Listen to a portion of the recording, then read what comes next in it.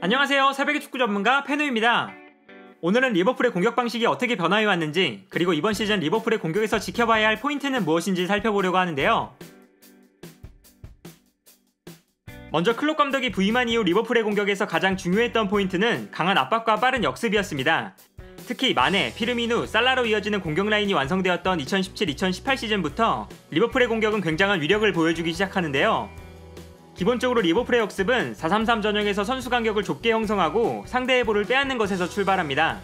선수 간격이 좁다는 것은 볼이 전형 안으로 들어왔을 때 볼 주변에서 리버풀이 수적 우위를 형성할 수 있다는 것을 의미했고, 이때 리버풀은 수적 우위를 활용해서 강한 압박을 시도하고 상대의 볼을 빼앗을 수 있었습니다. 그리고 볼을 빼앗는 순간 최전방 공격수들이 빠르게 공간으로 달려나가면서 역습을 전개하는데요. 그 결과 리버풀은 2017-2018 시즌 리그에서 역습으로 가장 많은 득점을 기록한 팀이기도 했습니다. 여기서 리버풀의 압박과 빠른 역습은 크게 두 가지 유형으로 분류할 수가 있는데, 첫 번째는 수비 라인이 내려간 상태에서 수비를 성공하고 공격수들이 상대 진영으로 달려나가는 전형적인 역습 형태가 있고, 두 번째는 전방 압박을 통해 상대의 볼을 빼앗고 볼을 빼앗자마자 상대 진영에서 공격을 빠르게 마무리하는 공격적인 역습 형태가 있습니다.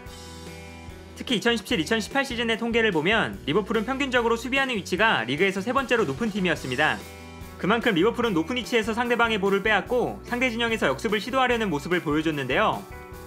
따라서 리버풀의 경기를 보면 언제나 빠른 역습 패턴을 볼 수 있었습니다.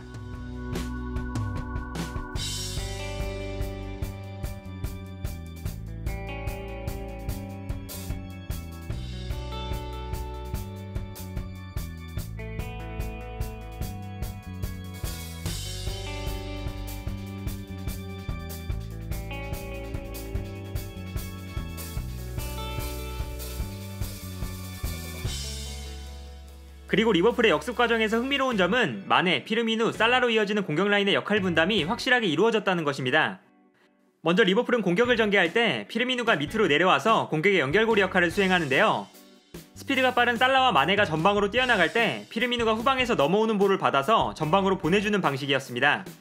피르미누가 중간에서 공격수들에게 볼을 전달해주는 역할을 훌륭하게 수행해줬기 때문에 언제나 리버풀의 공격이 원활하게 이루어질 수 있는데요.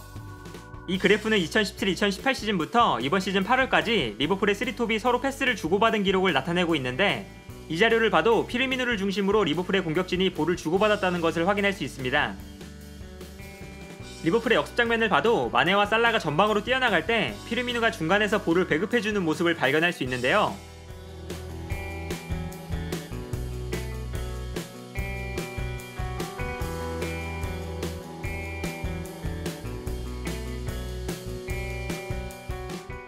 한편 리버풀의 공격에서 살펴볼 수 있는 가장 대표적인 공격 패턴은 피르미누가 볼을 받는 과정에서 상대 수비수가 피르미누를 따라 내려오면 최전방으로 살라가 침투하는 방식이었습니다. 공간으로 침투하는 살라의 폭발적인 스피드와 득점력, 이 두 가지가 더해지면서 살라는 2017-2018 시즌 쉬운 두 경기에서 44골과 16개의 어시스트를 기록하는 좋은 활약을 보여줬는데요. 이 장면을 보면 이러한 특징이 명확하게 나타납니다. 피르미누가 볼을 받을 때 상대 중앙 수비수가 피르미누를 수비하기 위해 전진하는데, 이때 살라가 수비가 올라온 공간으로 움직이게 됩니다.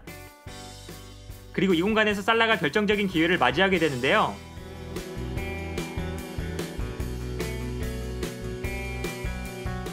기본적으로 살라의 컨디션 자체가 워낙 좋았기 때문에 클롭은 살라의 수비 부담을 최대한 줄여주고 살라가 공격에 최대한 집중할 수 있는 상황을 만들기 위해 노력했습니다. 그리고 이때 중요한 선수는 체인벌린과 피르미누였습니다. 먼저 체인벌린은 살라가 중앙으로 움직일 때 측면 지역을 빠르게 커버해줬는데요. 체인벌린이 측면으로 움직이기 때문에 리버풀은 살라가 중앙으로 움직여도 오른쪽 측면을 활용할 수가 있었습니다. 그리고 수비 상황이 되었을 때도 체인벌린은 측면 수비를 적극적으로 도와줬습니다. 체인벌린이 측면으로 움직여주면서 살라의 수비 부담을 덜어주고, 수비 상황에서 살라는 좀 더 높은 위치에서 역습을 준비할 수 있는 것인데요. 여기에 더해서 체인벌린이 측면 수비에 가담했을 때는 피르미누가 중원 지역까지 내려오면서 부족해지는 중원 숫자를 보완해주거나 체인벌린 대신 피르미누가 측면 수비에 가담하는 모습도 자주 볼 수 있었습니다. 2017-2018 시즌의 패스맵을 보면 이러한 특징이 나타나는데, 살라가 언제나 가장 높은 위치에 머무르고 있는 것을 자주 확인할 수 있었습니다. 이 장면을 보면 피르미누가 측면 수비에 가담하고 있는데요. 수비에 성공하는 순간 최전방에서는 살라가 뛰어나가는 모습을 볼 수 있습니다. 따라서 이처럼 리버풀은 수비 상황에서 살라가 최전방에 피르미누가 측면에 위치하는 경우가 자주 나왔습니다. 그러나 2018-2019 시즌부터는 많은 팀들이 리버풀의 빠른 역습을 경계하기 시작하면서 리버풀은 좀 더 다양한 공격 패턴을 만들어내야 했습니다. 특히 상대팀들이 수비 라인을 내리는 경우가 많아졌기 때문에 리버풀은 지공 상황에 대한 공격 작업이 중요해졌는데요. 살라의 2017-2018 시즌과 2018-2019 시즌의 기록을 비교하면 이러한 특징이 명확하게 나타납니다. 먼저 역습 상황에서 살라가 움직인 거리를 비교해보면 2017-2018 시즌에는 살라가 평균적으로 48.3m를 이동했지만 2018-2019 시즌에는 평균 44.6m로 줄어든 모습을 보여줬습니다. 또한 살라가 역습 상황에서 볼을 몰고 올라간 거리도 평균 33.2m에서 30m로 줄어들었는데요. 이처럼 역습 상황에서 살라가 움직이는 거리가 짧아졌다는 것은 그만큼 리버풀을 상대하는 팀들이 수비 라인을 내리는 경우가 많아졌기 때문에 리버풀이 역습 상황에서 활용할 수 있는 공간도 줄어들었다는 것을 의미합니다. 그리고 클럽 감독은 이러한 상황에 대비해서 지난 시즌 케이타와 샤키리를 통해 지공 상황에 대한 공격력을 강화시키려고 했습니다.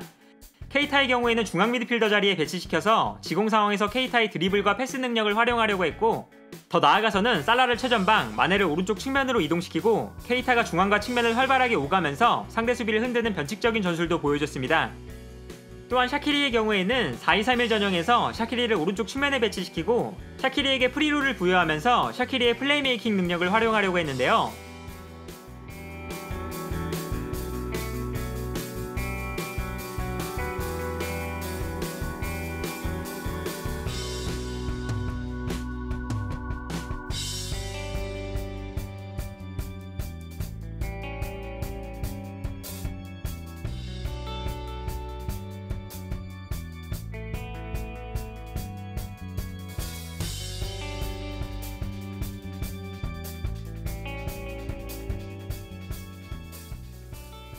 그러나 케이타와 샤키리 두 선수 모두 지난 시즌 만족스러운 활약을 펼치지 못했는데 두 선수 모두 경기력의 기복이 심한 모습을 보여주면서 지공 상황에 큰 영향력을 보여주지 못하는 경우가 많았습니다.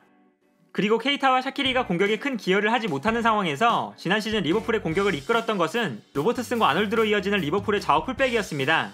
두 선수의 날카로운 패스가 리버풀의 공격에 활력을 불어넣었는데요. 여기서 흥미로웠던 것은 두 선수가 좌우 측면에서 좋은 크로스를 보내주기도 하지만 중앙으로 움직여서 중앙 미드필더처럼 최전방에 좋은 패스를 보내주기도 했다는 것입니다. 경기 기록만 봐도 리버풀의 공격에서 두 선수의 영향력은 굉장했습니다. 두 선수는 지난 시즌 아놀드가 12개, 로버트슨이 11개의 도움을 기록하면서 팀에서 가장 많은 도움을 기록한 선수들이었고, 키패스 순위에 있어서도 공격수인 살라를 제외하면 두 선수가 리버풀에서 가장 많은 키패스를 기록했습니다.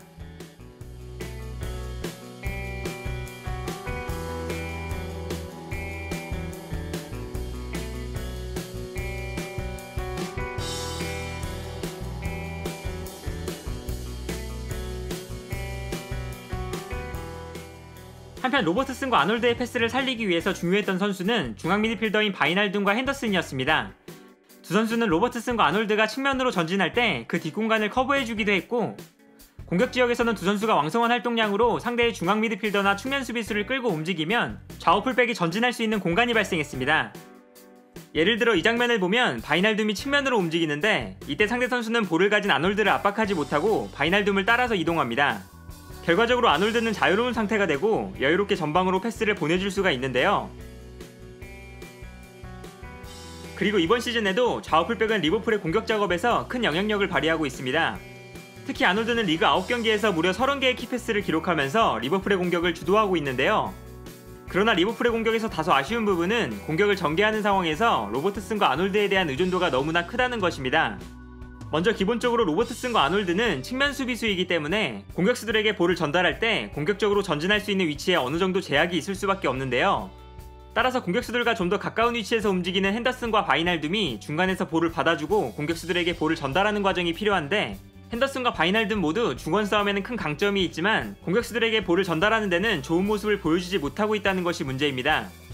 이번 시즌만 해도 아놀드가 30개, 로버트슨이 11개의 키패스를 만들어낸 것에 비해서 핸더슨은 2개, 바이날둠은 1개의 키패스밖에 기록하지 못했는데요.